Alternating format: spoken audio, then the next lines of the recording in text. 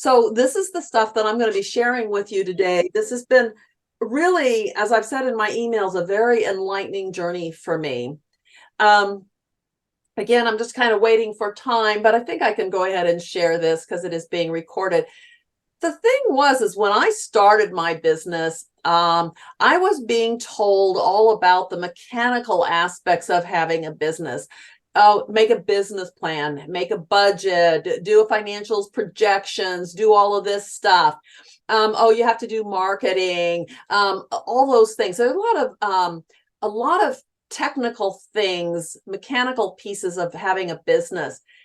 And what seemed to be completely missed were some of these things, the 10 laws of profitability, that really are what make the difference for having a business that where you can make doing money what you love. Okay. I mean, this is really critical, need to know information that many of us never heard. And some of you who've worked with me before know that I tripled my income my second year in business. What an amazing event that was for me, because it wasn't something that I was expecting. And that's some of the bonus material that I'm going to share with you today. I'm going to share with you what it is that I learned through my more than 10 years now in business about having a business that I love, making money doing what I love. So we are at the 2 o'clock stroke of 2. So we are going to go ahead and get started. We have good attendance here. All right. So what the 10 laws of profitability are going to allow you to do is something really fascinating. One, they are going to give you a business that you love. I mean, truly, truly love. They're going to allow you to outmaneuver your competition. This is huge because most of them are not operating from this perspective. Okay. Most importantly, I think for me, is that you're going to bulletproof your bottom line. For those of you who have your camera up, how many want to share? Give me a show of hands. How many of you would really like to bulletproof your bottom line? You know, I was all about that. Yay. Yeah. Brian, Alana, absolutely. Let's figure out how to do this. And what this allows you to do is to start where you are right now and go with what you have and then add on what it is that you need to accomplish what the goals that you want for yourself. Okay. And I've got light coming in through my window, so I keep having to try to slide over a little bit so I'm not sitting right with a glare in my face. Okay, so let's get started. First thing I have to do is I have to give you a disclaimer. I'm a small business coach. I'm a small business consultant. I'm a coach, a financial skills trainer, and a small business growth expert. I am not an attorney. I'm not a CPA or a licensed tax professional, and I cannot and give you legal or tax advice. I just don't. But running a business requires legal conversations. It requires tax conversations. We have to see it from all of these perspectives. And I was talking with a young woman today, and she was saying, my CPA never answers my questions in a way that I can understand them. And he seems to not be talking to me from a business place. So that's right. They talk to you from a tax place. Attorneys talk to you from a legal place.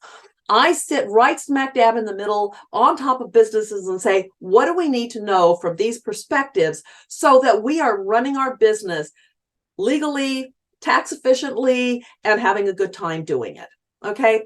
So my job is to help you strengthen the skills and savvy that you need in order to turn your business into a money-making machine. Okay. So bottom line here. Businesses built on the timeless foundations of profitability will deliver predictable and sustainable rewards. Okay. This is that place where we begin the conversation of bulletproofing our bottom line. We have to do that. I have businesses that did very, very well during COVID. Fantastic? No. But some of them never lost any ground. They may not have gained ground. But one that I worked with in 2019, we put everything in place for her, and she navigated the COVID years, even though she was a face-to-face, business to consumer type of business. I had another client that was able, even though she was retail, was able to shift around the way she was doing business to allow them to come in. Okay. So here we go. All right.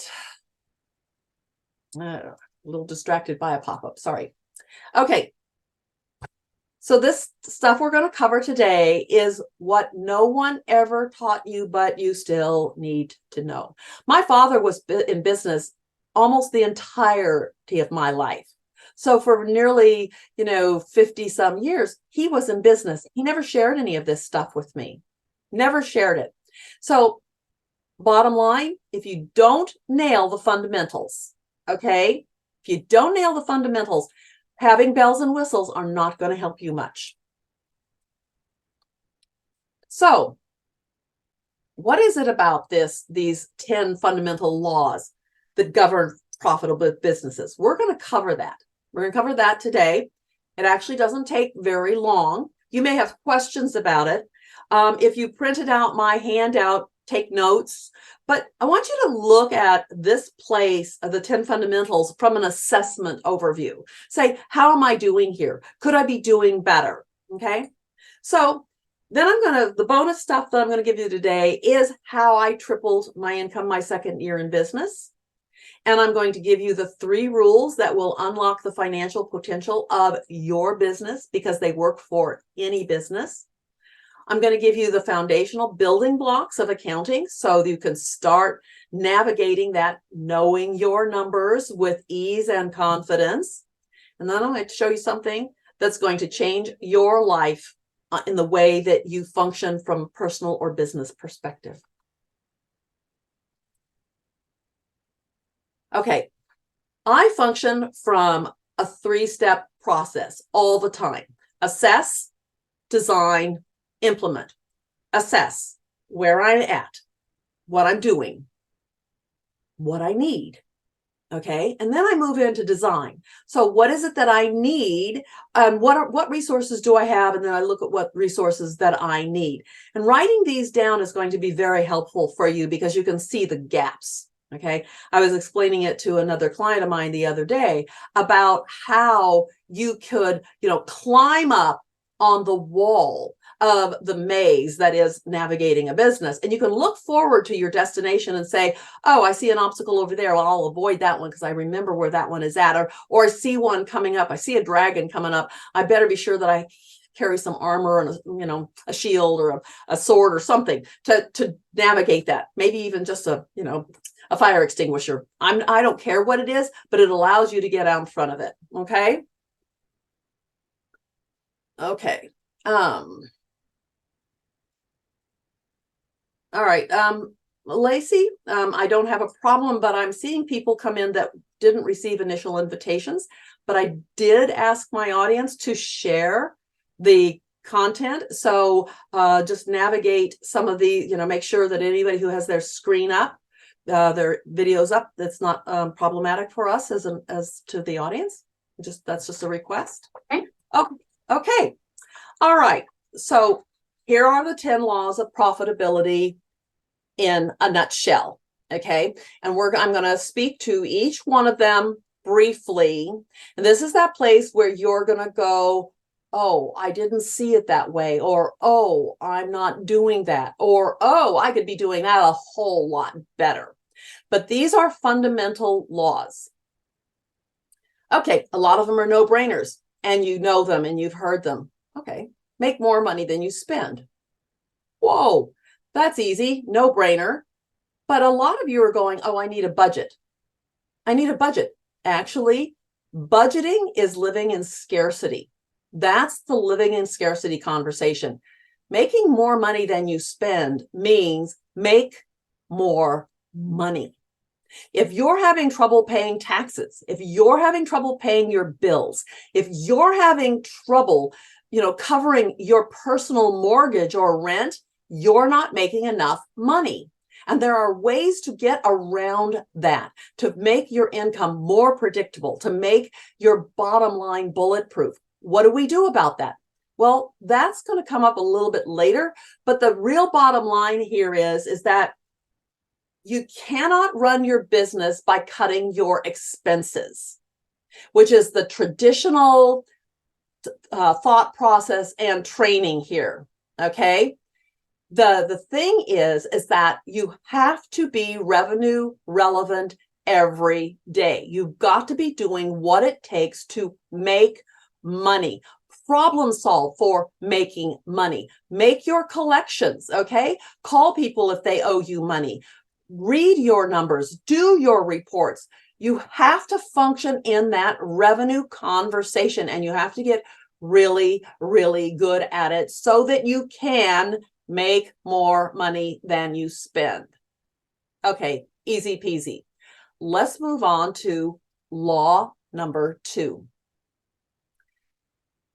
When I was putting this list together, a lot of information came up. And this is one that is regularly and sadly too frequently missed. It's the value, value, value conversation. I'd really like you to integrate that phrase with everything that you're going to do over the next few days. Value, value, value. What does this mean? Well, one of the things that it means is the value of who you are and what you do, what you care about, what you're passionate about. Okay. It's like what your experiences are. You are unique in that way. Nobody else has your level, your experiences. Nobody else carries the passion for what you do specifically.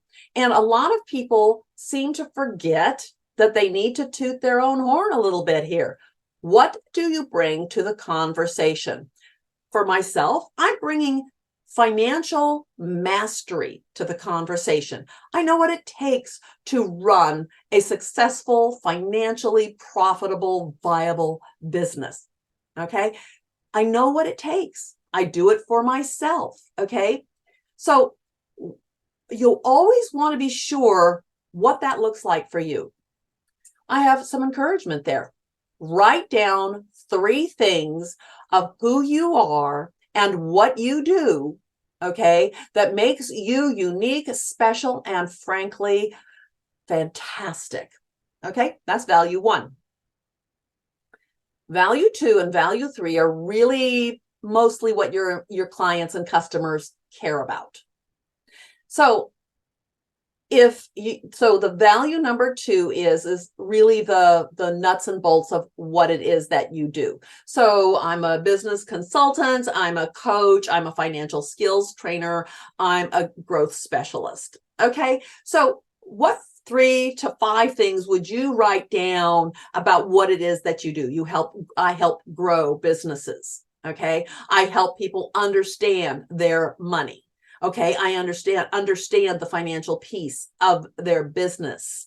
Okay, so I provide training, education, workshops, all related to those kinds of things. Okay, so what is it that you do? Okay, you want to be able to write that down so that your audience knows that's what they're buying from you. Okay, if you go to a stereo store, you expect to find stereos and probably TVs and things like that.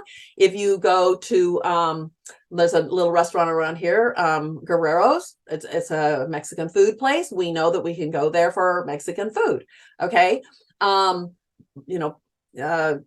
can't think of the Crab Shack. Okay, I would expect to find seafood there. So what is it that people are going to buy from you?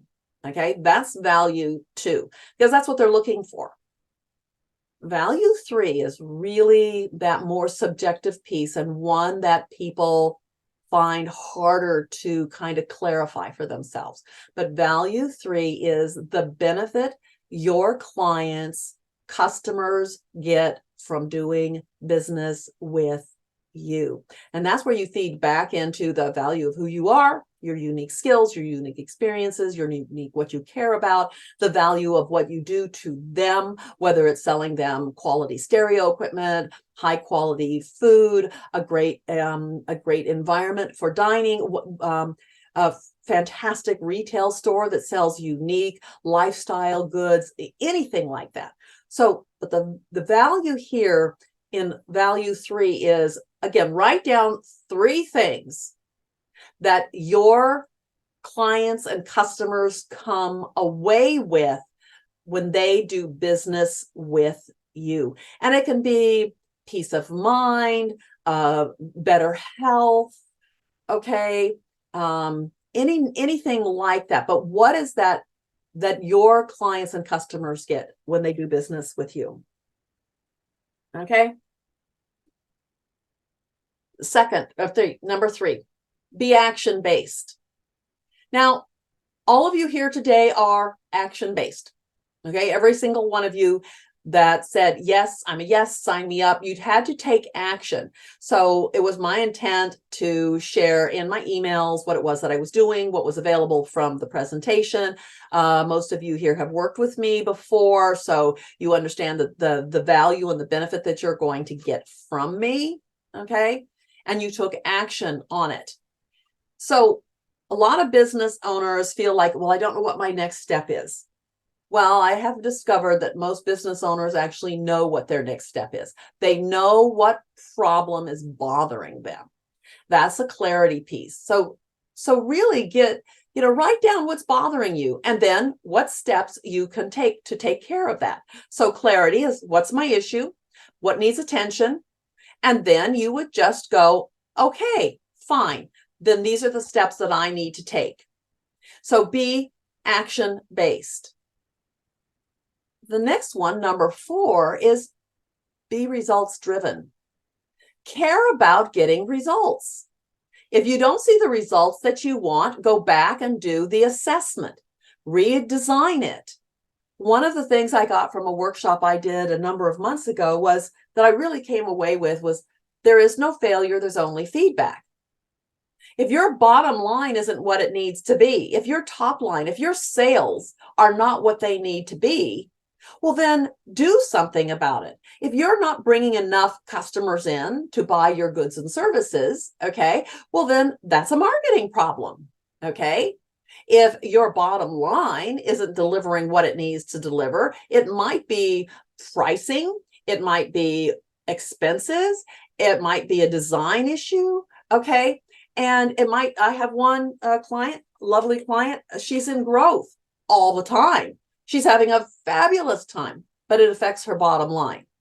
So we have to be really mindful about that for her because it becomes a cash flow conversation for her. But she knows how to react to it and what to do, and she's good. So be results driven.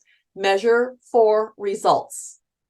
Okay, great. So, one of the things is about not taking action is that procrastination steals your dreams. The thing about being results driven is it will make you unstoppable because you're always measuring for that next result. You're always measuring for that best result that you're looking to achieve. And then you're assessing, designing, and implementing the changes that you need to make in order to create the results that you're after. And if you don't know how to do it in the beginning, that's okay. It takes practice. And it takes some failure in order to get the feedback that you need to move you on to the very next step. Okay? All right. Keep your agreements. This is huge. I'll bet every one of you has had that experience where you've worked with someone, you've ordered something, you've had a repair on your home or your car, and they didn't deliver on time. They tried to charge you more or did charge you more. They never kept their agreements with you. And this is a real problem because eventually people will get to know that you don't keep your agreements. And they stop doing business with you. And they won't tell you why. They won't say anything about it. So you want to be sure that you're keeping your agreements. And if you see a pattern of lost clients, then I encourage you to bite the bullet and reach out to them and see if somebody will tell you what they're unhappy about. There are 3 causes of an upset. Okay. An undelivered communication is probably one of the biggest ones. So not only will they not tell you why they're unhappy, and they don't tell you they're unhappy, they continue to stay unhappy because they never got a chance to deliver their communication. This is why Yelp is around and why they do a good and a bad job. They are a real two-edged sword for business owners. But the thing is that you want to be sure that people have an opportunity to tell you what they're unhappy about. Okay, deliver their communication. Maybe they had one of the other pieces, an unexpected outcome. That is that for example, you take your car in to have it fixed and you think it's a small thing and they find out that it's a really big thing, and you trust the mechanic and you know that they're going to tell you the truth. But man, being told that it's not a $500 charge, it's going to be a $2,500 charge just really hurts. That really hurts. So we can have some upsets from unexpected outcomes. But you can have a conversation with them and you can find out from them what it was they were expecting. And maybe they were expecting something that you didn't think you had promised, but they thought that you had promised, that you didn't keep your agreement. So having these conversations is really, really useful. All right. And then the last one, and it's a harder one to define, is called, thwarted intentions. People get really upset because they're trying to accomplish something and that just everything seems to be an obstacle. And this is where you can really step in and find out what their expectations are, what their needs are, have that communication with them. And if there's any way that you can help them achieve their intentions, they're going to be really happy campers. Okay. Or they may find out that there's very little that can actually be done. Okay, so do the very best you can with your agreements by keeping them, finding out that your customers and clients are in fact getting what you promised to deliver. It's that part of keeping your promise. Okay. Okay, let's talk about knowing your numbers. Probably the place that most people just really squirm when we start having this conversation. Frankly, there's a lot of misinformation out there about it. There's a lot of information that makes it really hard for you. And that's one of the bonus contents I'm going to give you today, is something that may help you to break through any barriers you still have or may have with knowing your numbers. Because frankly, when you get your bookkeeping in good order and you understand the building blocks of accounting and you really come to know them well, it takes only about 20 minutes a month to look at your numbers, do a quick assessment, and figure out if something needs to be tweaked or changed, and get back to taking care of your business and your life. So knowing your numbers is critical, but it takes a lot less time than people think it does. Well, the CPAs want you to think it takes all sorts of times and that you need to hire them at $250 an hour because you're not smart enough to do it. I got news for you. You are smart enough to do it. It's easier than you thought. Okay. But let's make sure that you have the tools, because I don't want to go in and try to fix something that needs a screwdriver when it needs a hammer, or vice versa, or come in with a hammer when all I needed was a screwdriver. Why would I do that? And so I went out and bought a power screwdriver or a power hammer, and I didn't need that. So the thing is that when you get those basics in place, it's absolutely life-changing, liberating, transformational. And my job, and that's one of the things that I bring to the table, is to help make this part easier for you. Now, I do work for an international client, huge client, tons of zeros after those first few numbers, okay? And it does require a much higher level of management, okay? A much higher level of work. So that's what he hires me to do to handle all those pieces, pay the bills, run the reports, do the bookkeeping, do all of those things for him. And he pays me premium dollars to do that because it's the only way that he can keep someone of my skill set available to him. Okay. And it does take more work. But I'll tell you, I am running a multi-million-dollar international company for between 40 and 50 hours a month, roughly 1 week. Okay. Maybe 2 weeks out of every month is what it takes from that financial piece, from an accounting manager perspective, to run his entire business. And I can give him his reports and he can look at them in 20 minutes. Okay. So knowing your numbers, you got to do it. You got to do that beginning training and get that down. All right, let's move on. Establishing goals. Now, this is the piece that allowed me to triple my income my second year in business, was I established a goal. I didn't even realize I didn't have one. I didn't even realize I needed one.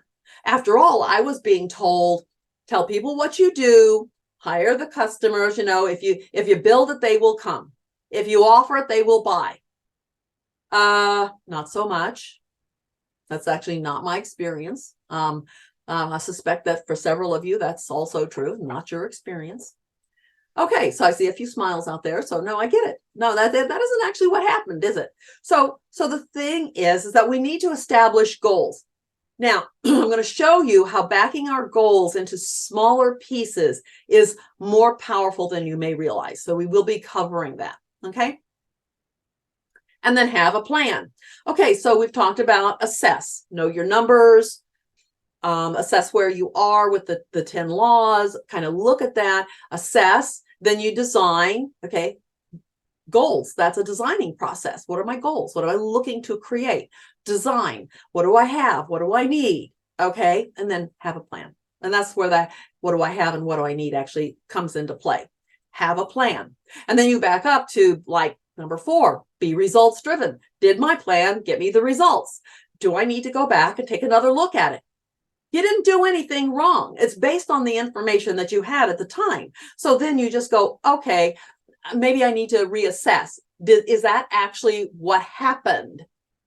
Okay. Did I miss something? Is there something I need to know? And believe me, if you ask your customers what they love about you and what they struggle with, they'll tell you. It's a hard question to ask. Some will be really honest and some will kind of just say, no, you're great. And not really tell you much.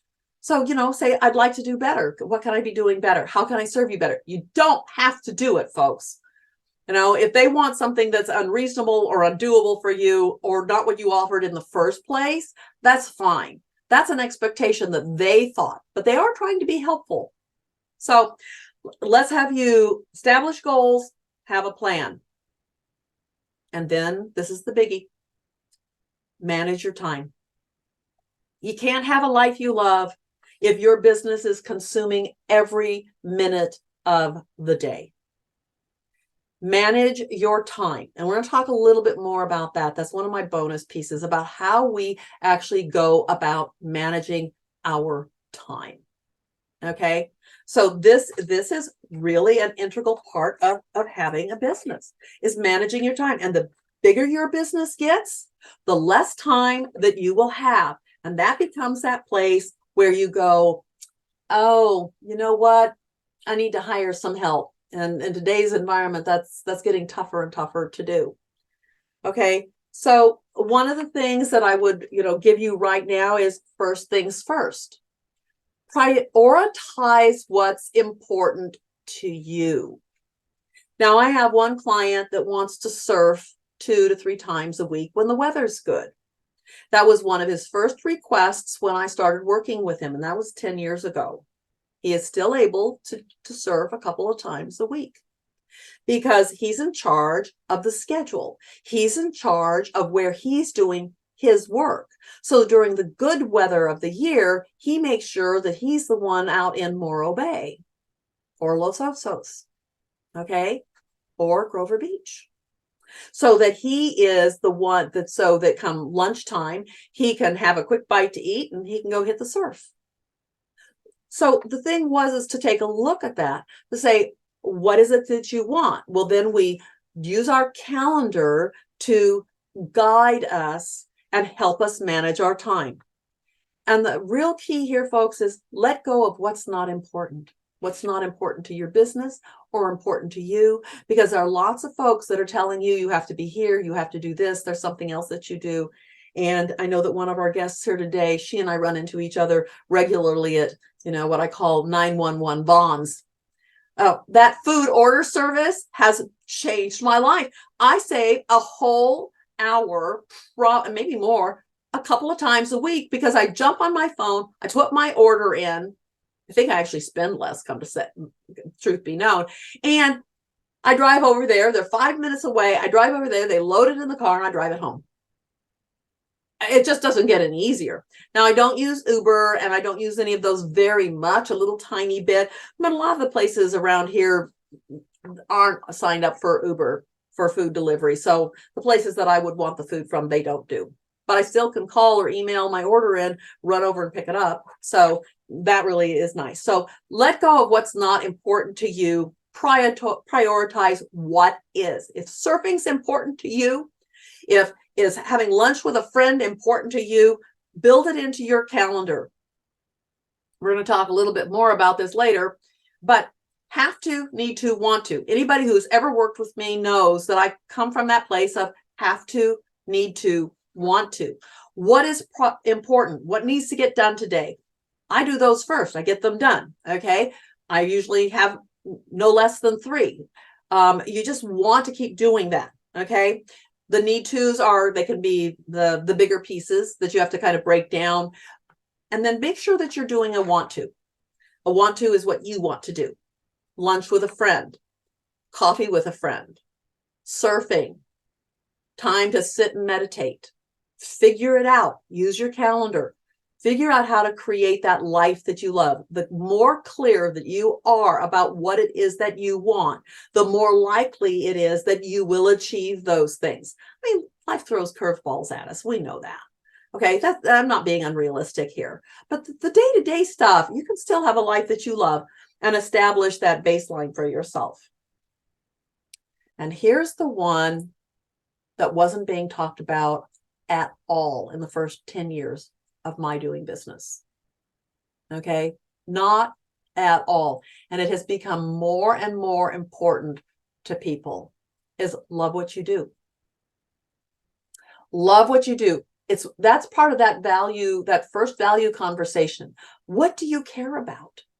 People are going to gravitate to you because of what you care about, what you're passionate about. When you're doing what you love to do, well, then you become completely irresistible to them, catnip, as it were. The thing is, love what you do. If you don't love what you do, you need to figure out something else for yourself, because you're not locked in. Why spend the time, energy, and money that it takes to build a business that you hate? Why do that? People who build businesses that they love never work a day in their life. They never retire. At least most of us don't. Okay. And I love what I do. Okay.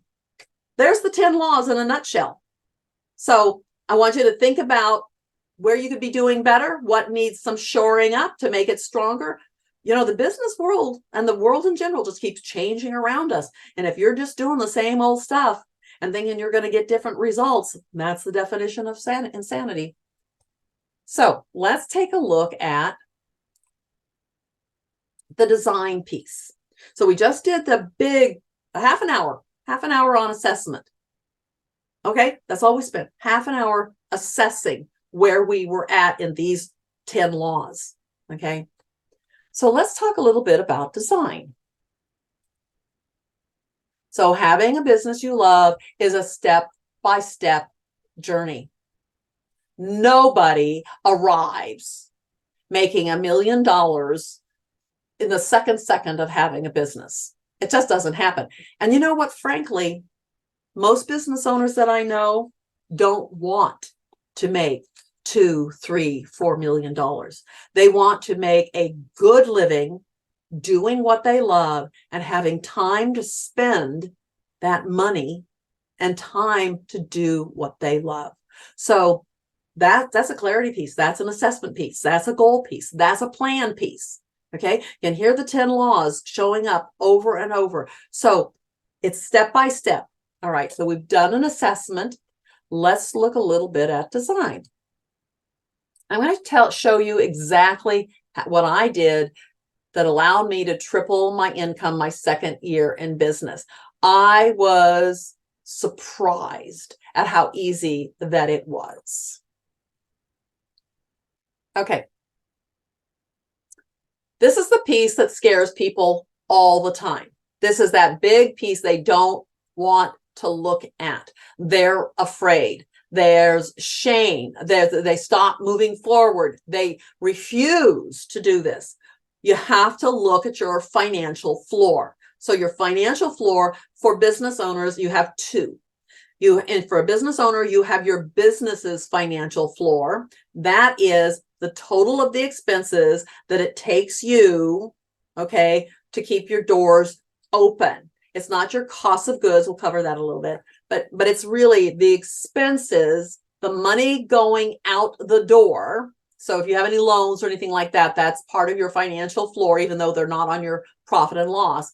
You've really got to know, what does it cost you to be in business? And then you have your personal financial floor. And your personal financial floor, is what it costs you to have a life: your car insurance, your fuel, your food, your groceries, your rent, your mortgage, all of those things, all of those pieces for you to have, to live, keep a roof over your head, food on the table, the car going, okay, clothes, etc. Those are your two financial floors. So this following conversation is about those two pieces. So depending on how you function in the world with your financials, the easiest way for me, because it was my only second year, I did use my profit and loss because I already had one, because I knew how to do the bookkeeping. So for me, that was pretty easy, but I know that's not true for everybody. So I work with lots of clients that they don't have their profit and loss done, or they're not really taking care of their books well. So use your bank statements and your credit card statements to determine how much money you're spending every month, okay? And you're going to be paying attention to annual and cash needs, such as taxes or insurance. You may only pay every 6 months or every quarter, or even once a year. Okay, so you're going to use those bank statements and credit card statements. If you need to, print them, highlight them, do what you need to do, but find out from the personal side how much you need for yourself personally. Okay. So then you're going to, second, I used my P&L to determine how much I needed every month to support my business. Again, paying attention to annual expenses and debt pay down or loan payments. And this is pretty true for both the personal and the business financial floors. So, when you get it done, you say, is there anything I'm missing, or is there anything else that I need to know? Okay. And then just kind of write those things down. If you don't have a P&L for your business, then, and I wish you did, but if you don't, then use your bank statements and your credit card statements. They'll help you, because you'll be able to see what's getting paid. If you want to use an Excel spreadsheet to kind of get those tracked, that's fine, but you don't have to. Not everybody knows how to use Excel.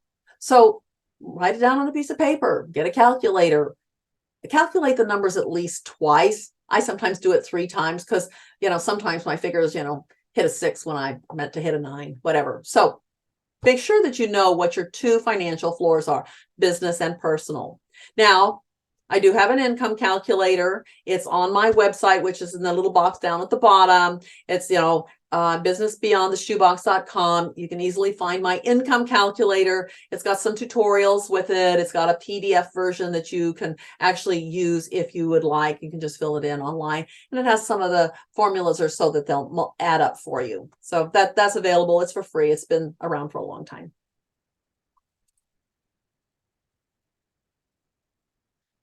Step 2, don't miss this piece.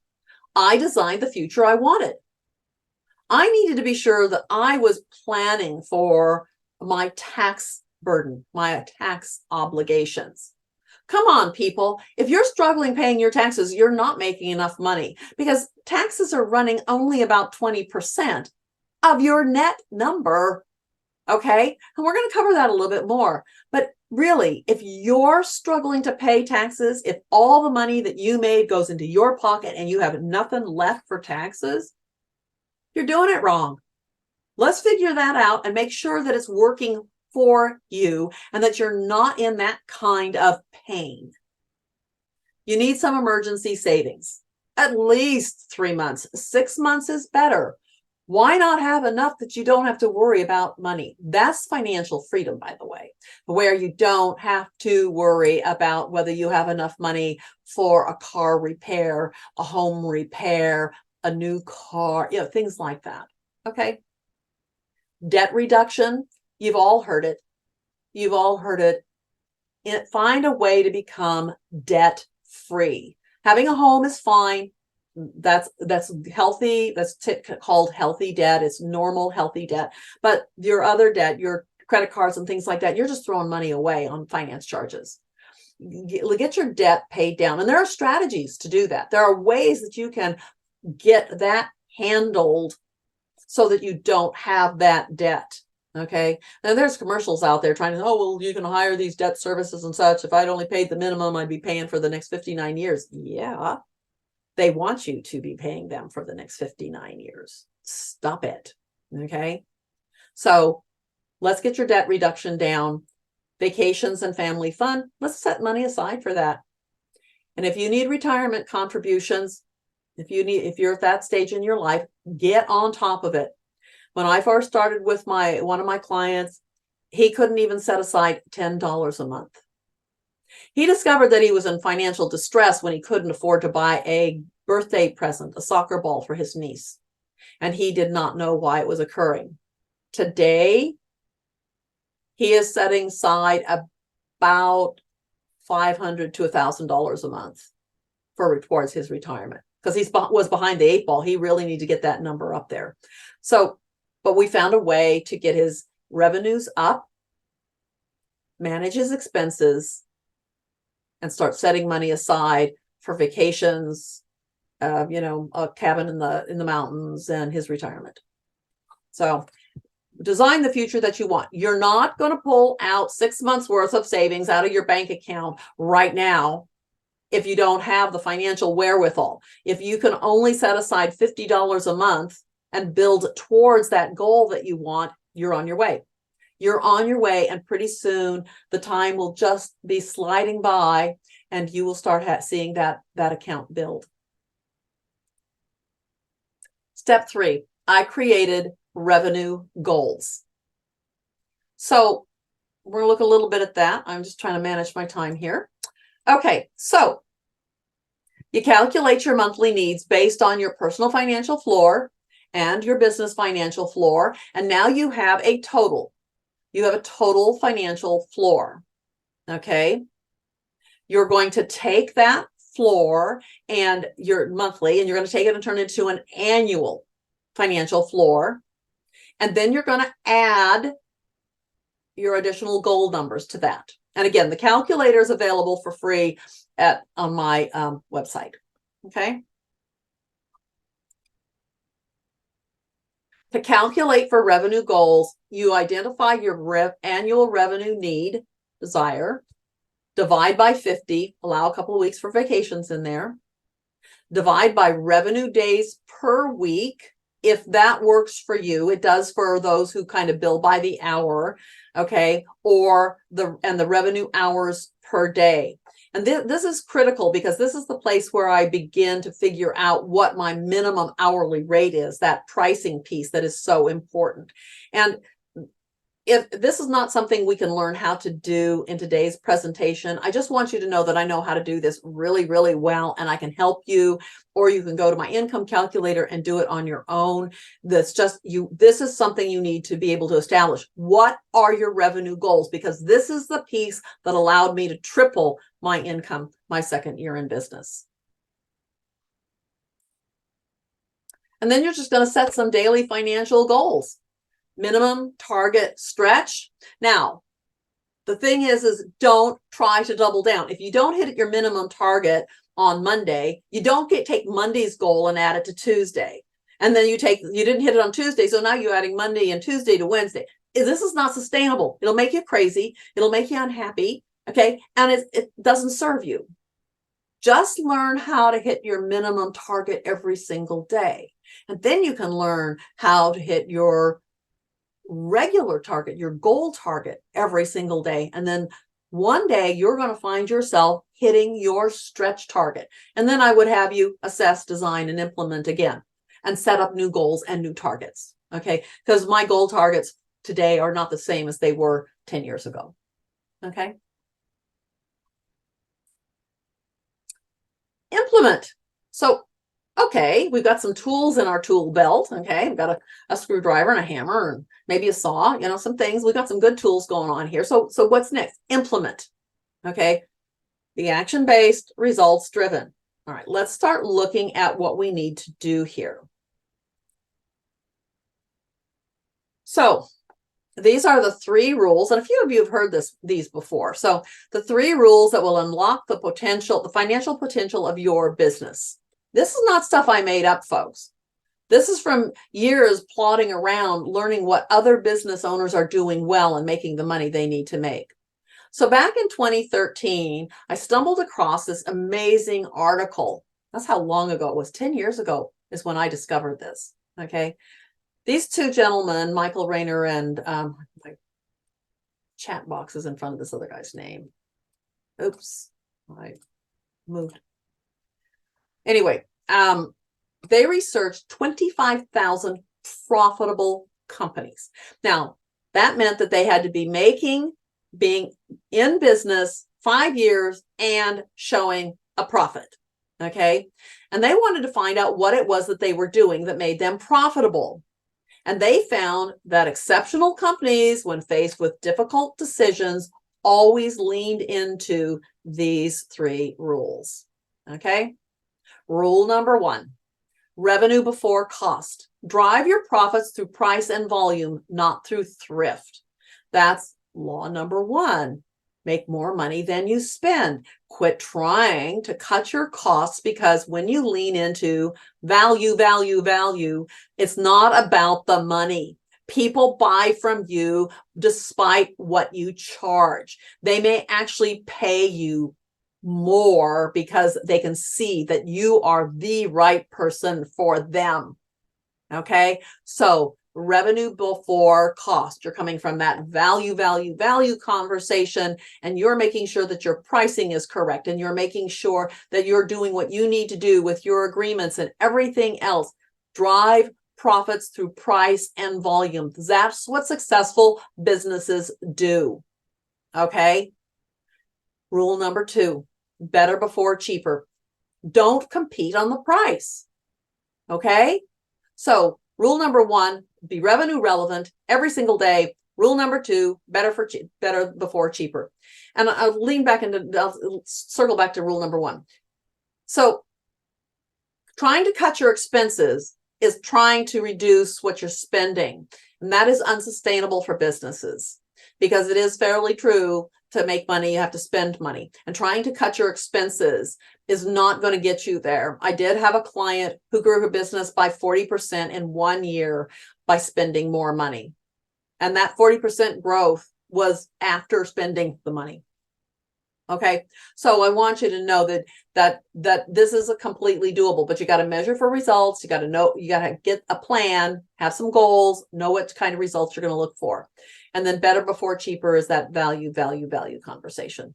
Okay. Don't compete on the price. And what they found out, what these 2 gentlemen found out in 2013, is that there are no other rules. Even though they said there were 3 rules, they said basically they found out that you have to change anything you must to follow rules number 1 and rules number 2.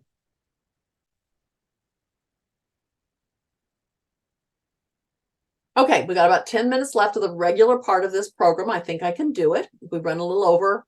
We've still got time for Q&A. So take the mystery out of knowing your numbers. This is the piece that people have felt was really most enlightening to them. Bookkeeping is tracking the transactional detail of a business, and it needs to be accurate to be useful. The bookkeeping part is just the record keeping. Okay. You can do it yourself to have a better understanding about it, but it's certainly something you can hire out. But you've got to be sure that it's being done correctly and accurately. Accounting. This is the CFO part. Okay. This is where you can look at your reports and look at the transactions so that you can see the good and the bad. So you can see what's happening in your business. Don't be afraid. There is so much power to run your business by the numbers that it can be really, really stunning, because it'll show you what's working or what's not working. It's really just a roadmap so that you can figure out what you need to be doing, that you want to be doing to produce consistent, sustainable, predictable results. But here's the thing. If your bookkeeping is a mess, you've got garbage, and garbage in gives you garbage out. And you're reading reports that are not useful or just junk don't serve you at all. And this is an area that I can help you with, is you get this cleaned up for yourself, because this is not something CPAs do. They just plug everything into what the tax purposes are. If you want to know how to run your business by the numbers, you need to have the numbers. So this is a quick presentation on the absolute minimum that you need to know about accounting and or bookkeeping. The balance sheet. What's on the balance sheet? Assets, something belonging to you, cash, inventory, furniture, equipment. Okay. Liabilities, something you owe. Debts, bills, loans, credit cards. Equity, the difference between the two of them. The difference between what assets you have and the liabilities that you owe is the difference is what you own. And if you've ever owned a house, you understand this. If this is something that is not clear to you, this is an area that's a breakdown for you for knowing your numbers. You need to know what assets are, what liabilities are, and what equity is in order for you to read your books.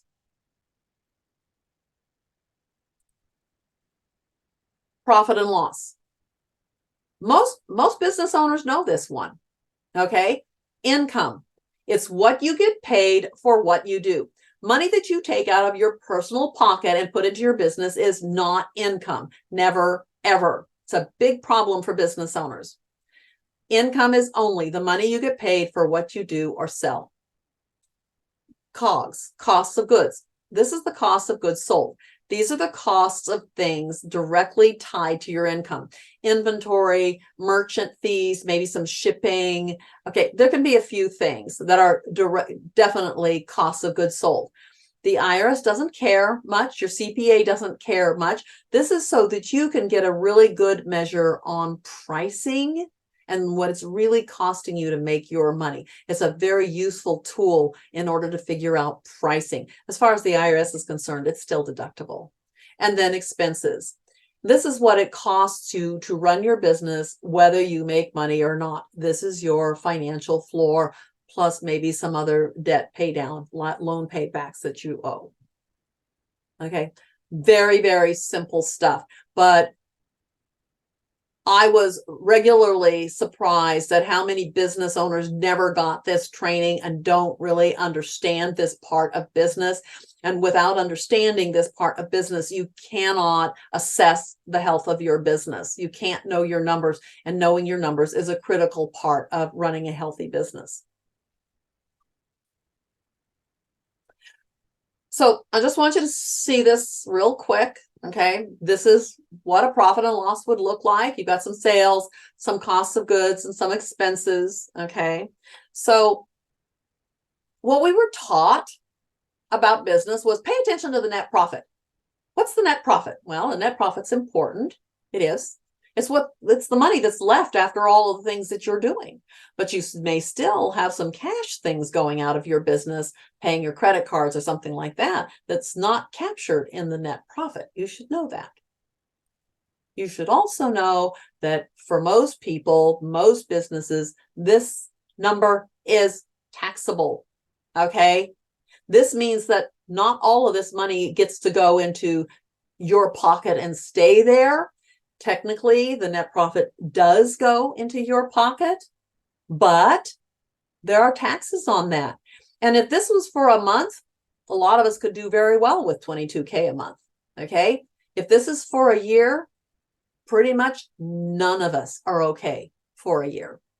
None of us, because if we have to pay another 10, 20% of that out in taxes, it's not enough money to live on. Certainly not in this area, not in California. And I know I have someone from New York, and I can guarantee you it's not enough in New York and most places either.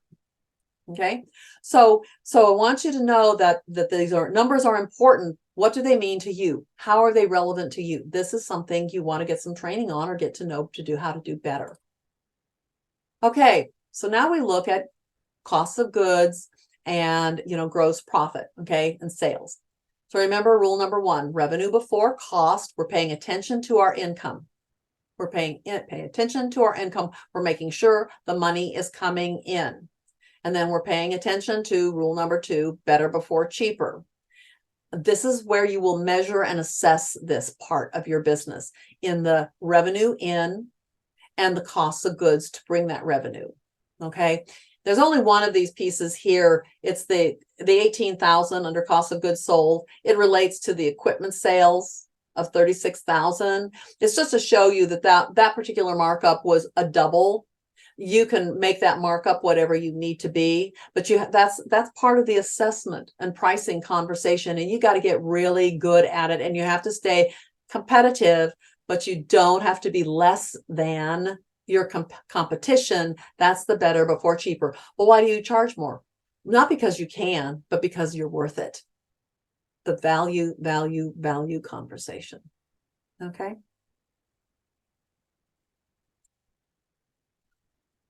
Again, your expenses, that's a normal piece of this. It's part of your financial floor. But trying to cut your expenses is not going to get you where you need. There's only one place, and that is to make more money. The wages here, unless you're a corporation, wages is for your employees, not for you. As a corporation, you can have an officer's salary. You should have it on a separate line so that you can always track what's going on and what you need.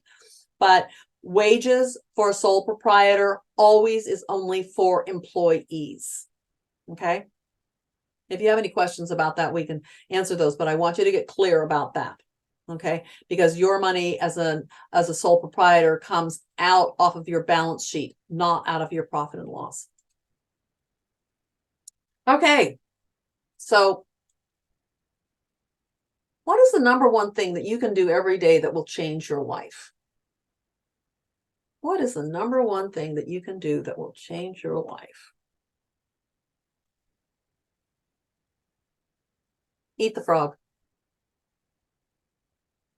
You like that, Brian? Okay, so eat the frog. Folks, there is stuff that we don't want to do. And my sister and I, we laughed one day when we found out that we had the same conversation. I don't want to, and you can't make me. So here's the thing, is that in time management, when you eat the frog, and this is attributed to Mark Twain, but I was really surprised at the number of people that have never heard this. So Mark Twain says, when you do that thing that you're resisting doing, that you don't want to do, that is the most unpleasant thing you can think of, when you do it first thing, you free up your brain, your spirit, your energy, your time in ways that you couldn't even begin to fathom. So do the hard thing first, okay? Do it first thing in the morning or first thing after lunch. I consider a lot of my have-tos on my list of to-dos are frogs. Now, I will tell you that I have actually turned that into an acronym as well. So FROGS actually stands for Financially Relevant Opportunities for Growth. I'll say it again, financially financial opportunities. I'm sorry, financially relevant. I'll get it. Financially relevant opportunities for growth. So if there's something about taking care of your money that you don't want to do it anyway. Look at your numbers. Make that phone call. Get that help. Get started on getting your books cleaned up. Okay. Now, for some whose books are not in good order, they're really struggling. You don't need to get it cleaned up for this year. You just got to get through tax season. Okay. You can start in January. It might be an elephant. And I'll bet a lot of you already know this. How do you eat an elephant? One bite at a time. If you've got a big project, start working on it. Take a little bite, move it forward, a little bite, get help, get somebody to help you, whatever. But, eat the elephant. So we're eating elephants and we're eating frogs. And you know what? Barbecue them, barbecue sauce, tequila, lime. I don't care. Okay. Be action driven. Okay. Get it done. This will change your life. Doing that hard stuff first will change your life. I can guarantee it, because all of a sudden you're going to find yourself with your days being more peaceful, more calm, more productive, more money, more fun, more time to go and have lunch or surfing or whatever it is that you like to do. All of a sudden you'll have this rhythm down that you never thought you would have. So eat the frog. It will change your life. So here's another little piece to help you about having a life you love. The Covey group, I'm a huge fan. They found that they taught all these people how to be more efficient and more effective and all this other stuff. And then they found out that people weren't very happy. So they went back to the happy people and said, okay, we give. Why? What are you doing that keeps you in that sweet spot? And so the sweet spot is right smack dab in the middle of financial health, physical health, relationships, giving back, and learning. If you're spending too much time in any one of these areas, you're going to feel it. Things are going to get lopsided. If you're spending more time with physical health, health concerns, or learning, you decide to go back to school, your financial health may really begin to struggle. If you're volunteering too much, your financial health may suffer. Your relationships may suffer. You want to find a way to stay in a happy place. The thing is what I love about this wheel is that if I feel out of balance for any reason, I don't have to know what the reason is right off the get-go. If I feel out of balance, if my time doesn't seem to be my own, then I'm going to go back to this and I'm going to go, what needs attention?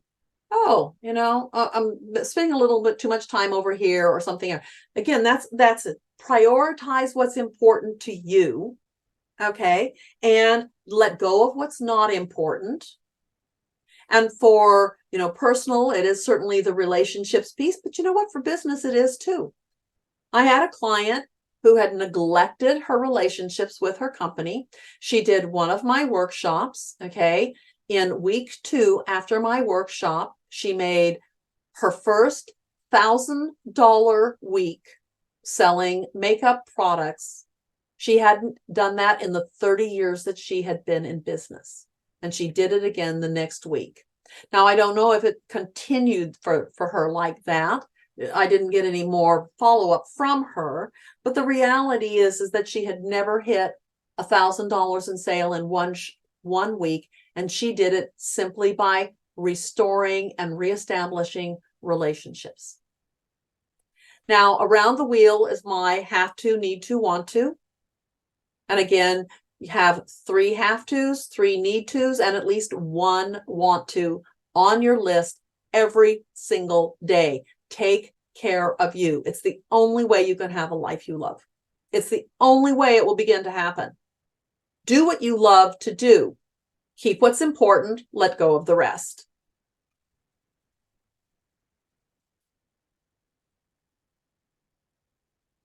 Now, people have been around me for a while now. Success is not an event. It's a result. It's not an event. Never has been. It's a result. You have to do the work. You have to show up. You have to keep your agreements. Get into action. Produce results. Okay? Master the 10 laws of profitability. Really start living your business and your life from that place. Create goals, have a strategy, take action. You can unlock the financial potential of your business with the principles of revenue first, make money, make sales, okay, and the value. Who you are, what you do, and the benefit that your clients get from that. Know your numbers. This is something that, fortunately for me, was something that I enjoyed. I didn't realize how powerful it was until my second year in business, because it really is not just build it and they will come. You have to figure out what it is that people are buying, and then you have to set targets and goals to accomplish that, and pretty soon you'll learn how to do it. There was a coach that said, how do you learn how to win? He said, by winning. How do you learn how to make money? By making money. Okay, you'll learn what works. You'll learn what doesn't. Let go of the rest. Okay. Do your first things first. What you care about, what's important. It will change your life.